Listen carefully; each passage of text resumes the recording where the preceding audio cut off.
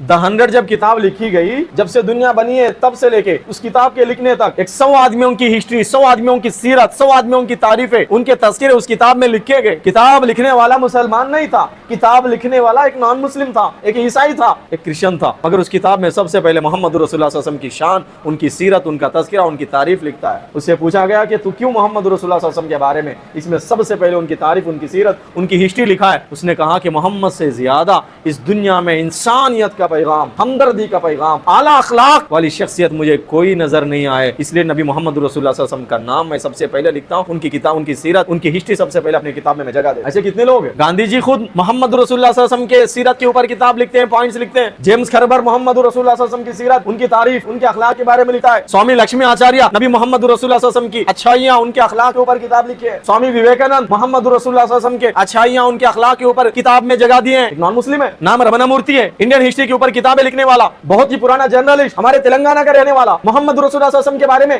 करीब 40 मिनट उनसे हमारी बातचीत हुई। हमारे कई ब्राह्मण्स, स्वामी जी नबी मोहम्मद रसूलुल्लाह सल्लल्लाहु अलैहि वसल्लम के हिस्ट्री के ऊपर किताबें लिखे, कई ईसाई भाई लिखे, कई दलित भाई लिखे, कई यहूदी नबी मोहम्मद रसूलुल्लाह सल्लल्लाहु अलैहि वसल्लम के सीरत के ऊपर किताबें लिखे। हमारे पैगंबर मोहम्मद रसूलुल्लाह ऐसी शख्सियत है जो भी दिल के मोहब्बत के साथ उनको फॉलो करता है, उनकी जिंदगी को पढ़ने लगता है तो उसकी जिंदगी बदल जाती है, वो उनका आशिक बनता है, वो उनसे प्रेम और प्यार करने वाला बनता है। इस बात में कोई शक नहीं है कि नबी मोहम्मद रसूलुल्लाह इंसानियत का दर्स देने वाले थे। मोहम्मद रसूलुल्लाह आसपास में रहने वालों से मोहब्बत का पैगाम देने वाले थे। मोहम्मद रसूलुल्लाह कोई भी बीमार हो, किसी भी मजहब से ताल्लुक रखने वाला, उस बीमार की हियादत की बात करते हैं। कोई भी भूखा हो, आसपास में तुम्हारे रहने वाला, उसके भूख मिटाने की बात करते हैं। मोहम्मद रसूलुल्लाह सल्लल्लाहु अलैहि वसल्लम से ज्यादा इंसानियत की हमदर्दी, इंसानियत का प्यार, इंसानियत से मोहब्बत की बात करने वाले, मोहब्बत का पैगाम देने वाली शख्सियत इस दुनिया में कोई भी नहीं। चाहे किसी भी मजहब से ताल्लुक रखने वाला हो, वो किसी धर्म से ताल्लुक रखने वाला हो, वो चाहे ईसाई हो, वो चाहे यहूदी हो, वो चाहे उस जमाने का किसी और मजहब से ताल्लुक रखने वाला हो, उनके दरबार में कोई आए खाली हाथ जाए। नबी की पूरी जिंदगी में ऐसा कोई वाकया हमको देखने में नहीं मिला। उनकी पूरी जिंदगी उनके ऊपर कचरा डालने वाले, कूड़ा डालने वाले, उनको गालियां देने वालों के